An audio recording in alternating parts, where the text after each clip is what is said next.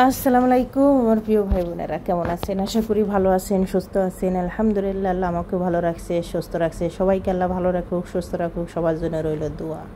আজকে নিয়ে আসলাম গ্রাম অঞ্চলে, একদম সহজে, কোনো অকেশন নাই, কিচ্ছু নাই। ঘরে যদি আসে মেহমান বা ঘরে যদি থাকে চাউল, সহজে এই চিতই পিঠা এবং তার সাথে একদম ফিন্নি, এটা আমরা ফিন্নিই বলে থাকি গ্রাম অঞ্চলে।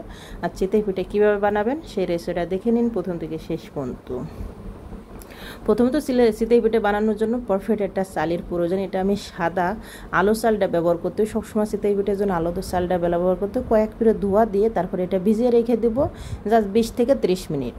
তারপরে এই চাল আপনারা ডেকিতেও গ্রাম অঞ্চলে কোটে এবং হাতের কাছে ব্লেন্ডার থাকলে সেটাকে কিন্তু কুটে নেওয়া যায়, মানে পেস্ট বানিয়ে নেওয়া যায়। এটা আমি রেখে দিলাম এর পথে। এখন আমি এটা রেখে দিয়ে এখন আমি ফিরনি রান্না করতে যাব। সেই ফিরনিতে দিয়ে দিচ্ছি প্রথমত সুজি, না সরি, তেজপাতা ব্যবহার করেছি, এলাচ ব্যবহার করেছি, তারপরে চিনি ব্যবহার করলো পরিমাণ মতন। তারপরে এখানে জাস্ট 50 গ্রামের মতন সুজি এখানে ব্যবহার করছে। আর এটা কিন্তু একদম গরুর খাঁটি দুধ, এখানে আছে 700 গ্রামের মতন দুধ। 50 গ্রাম সুজির ভিতরে একদম পাতলা পাতলা ফিরনি হবে, খুব খাইতে কিন্তু দুর্দান্ত। এখানে কিন্তু কোনো এলাচ ব্যবহার করা হয় নাই, জাস্ট তেজপাতা একটা দারুচিনি, তারপরে স্বাদ মতন একটু লবণ, চিনি স্বাদ মতন, আর ব্যবহার করা হচ্ছে সুজি। এখানে 50 গ্রামের মতন সুজি জাস্ট ব্যবহার করেছি। আর এখানে 700 গ্রামের ভিতর 50 গ্রাম সুজি। এটা জ্বালাই একদম ঘন করে নেবে, একদম ক্রিমি ভাব চলে আসবে। আর টেস্টটা কিন্তু দুর্দান্ত হবে। যখন একদম ঘরে আমরা চিতই পিঠে বানাই তখনই কিন্তু এই সুজির এই ফিরনিটা আমরা রান্না করি একদম দ্রুত। এই সুজিটা কিন্তু কেনা সুজি, আপনারা চাইলে কিন্তু আলো চালের সুজি দিয়েও কিন্তু রান্না করে নিতে পারেন। আর এটা কয়েক মিনিট জাল করে একদম মানে বেশি ঘন করব না, পাতলা, এটা পাতলাই নামাবো, পরে কিন্তু এটা ঘন হয়ে যাবে। যত ঠান্ডা হবে তত কিন্তু ঘন হয়ে যাবে। এই দুধের ভিতরে কিন্তু কোনো পানি ব্যবহার করা হয় নাই, জাস্ট দুধটাই কিন্তু ব্যবহার করা হয়েছে। নাড়াচাড়া করে খুব সুন্দর করে জাল করে নিতে হবে। আর খুব সুন্দর কিন্তু একটা ঘ্রাণ বের হয়েছিল যখন রান্না করেছে, একদম দুধের একটা ফ্লেভার। তারপরে তেজপাতা, দারুচিনি, এলাচ কিন্তু এখানে আমরা ব্যবহার করি না, কেন কি এরকম ফিরনিটা রান্না করলে এলাচ আমরা ব্যবহার করি না। গ্রাম অঞ্চলে কিন্তু আমরা এইটাই কিন্তু ফিরনি রান্না করি। রান্না করা হয়ে গেছে, দেখুন ঠিক অতটুকু হয়েছে। 700 গ্রাম দুধেরও সামান্য একটু হয়েছে, যাক আলহামদুলিল্লাহ, তা তো আমাদের হয়ে যাবে। ব্যাস অল্প পরিমাণে আমরা রান্না করে নিয়েছি, দেখুন পাতলা হয়েছে, কিন্তু পরে সব হয়ে যাবে। যে চালটা ভিজিয়ে রাখছিলাম সেই চালটাই এখন পেস্ট করে নিয়েছি, এটা অনেকটা ঘন। তারপর দিয়ে দিলাম স্বাদ মতন লবণ। এখন সামান্য কুসুম গরম পানি। কখনো যখন চিতই পিঠা বানাবেন তখন কিন্তু একটা টিপস, সেখানে ঠান্ডা পানি কখনো ব্যবহার করবেন না, হালকা কুসুম গরম পানি ব্যবহার করবেন।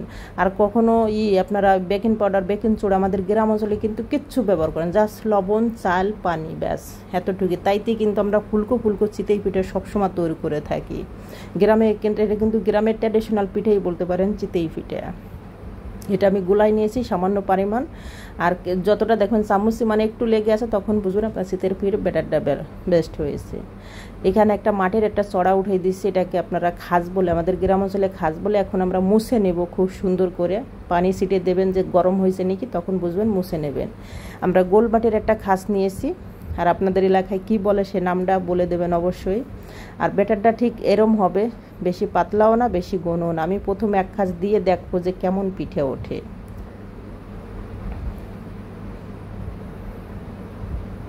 একটু খালি রেখে দেবেন। আর ডাউনটা কিন্তু খুব সুন্দর করে লাগিয়ে দেবেন, কোনো যাতে ভাপ টাপ না ওঠে। দেখুন ব্যাটারটা ঠিক এরম হবে, বেশি একদম ঘন হলে কিন্তু চিতই পিঠে হবে, কিন্তু হবে না, মানে ফুলবে না, ফুলকো চিতই পিঠে হবে না। আর অবশ্যই যে দেখুন চামচে আপনারা দেখে বুঝতে পারছেন ঠিক এরম হবে। মাশাল্লাহ, দেখুন কত সুন্দর পিঠে হয়েছে। আর এখনও কিন্তু মানুষ কিন্তু বেকিং পাউডার, কিন্তু গ্রাম অঞ্চলে কিন্তু ট্র্যাডিশনাল কখনো এটা তারা বোঝে না। দেখুন কত সাদা দবদব হয়েছে। তারা কিন্তু একদম সহজে শুধু চাল, পানি, লবণ, তাতেই কিন্তু এরকম ফুলকো চিতই পিঠে বানায়। কেন কি চালটা ভালো হতে হবে, আর আলো চালটা একদম নতুন হইতে হবে, পুরনো আলো চালে কিন্তু ভালো হয় না পিঠে। সেম পদ্ধতিতে সব পিঠেগুলো বানিয়ে নেব। আর এটা যেটা উঠে নেবে এটাকে আমরা ছুরি বলি না, এটা গ্রাম অঞ্চলে কাচি বলে থাকি। কাচিতে পিঠে উঠিতে কিন্তু দুর্দান্ত লাগে, খুবই ভালো লাগে। আমার কাছে তো খুব ভালো লাগে, আপনাদের কাছে কেমন লাগে সেটা বলবেন। আর গ্রাম অঞ্চলে কিন্তু এই পথেই কিন্তু পিঠে উঠেই থাকে। ব্যাটারটা আপনারা দেখেই বুঝতে পারছেন যে ব্যাটারটা কতটা পাতলা হবে, বেশি আবার পাতলা হবে না, বেশি আবার ঘন হলে কিন্তু পিঠে ভালো হবে না। আর ডাউনটা খুব সুন্দর করে এরম যদি শ্বাস নেন, দেখুন কত ফুলকো ফুলকো হয়েছে। প্রথম খোলা দেখুন, আর ফুলকো খালি হবে না, চিতই পিঠা যতটা ছিদ্র ভালো হবে, যত ছিদ্র বের হবে চিতই পিঠের, আর যত ফুলকো হবে সেই পিঠেগুলো কিন্তু বেশি ভিজবে। এটা আপনাদের জন্য আরেকটা টিপস।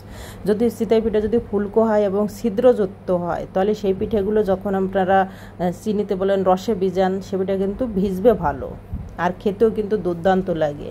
ছিদ্রযুক্ত পিঠে কিন্তু একদম মানে ভেজেও যেমন, খাইতেও কিন্তু অনেক দারুণ লাগে। দেখুন কত ছিদ্রযুক্ত কিন্তু পিঠেগুলো হয়েছে, দেখে আপনারা বুঝতে পারবেন ভিতরে একদম ছিদ্র, আর ভিতরে কত সুন্দর আর কত ফুলকো ফুলকো। একবার হইলেও এই রেসিপিটা ট্রাই করেন। একদম গ্রামে আমরা কীভাবে মানে ঝটপট সবসময় আমাদের পিঠে খেতে মন চাইছে, চিতই পিঠা এরকম ফিরনি রান্না করে নিয়ে এসেছি, ব্যাস আলহামদুলিল্লাহ। তাতেও কিন্তু খুব সুন্দর, আমরা অনেক খেয়ে নেই, কেন কি আমাদের মন চাইছে, এখন আমরা পিঠে বানালাম এবং চিতই পিঠা, তাই বললাম আপনাদের সাথে শেয়ার করি আমরা কীভাবে গ্রাম অঞ্চলে এই পিঠেটা তৈরি করে নিই। অসাধারণ একটা পিঠের রেসিপি। সবার যদি ভালো লাগে অবশ্যই আপনারা কমেন্টে জানাবেন। সবাই ভালো থাকেন, সুস্থ থাকেন, আল্লাহ হাফেজ।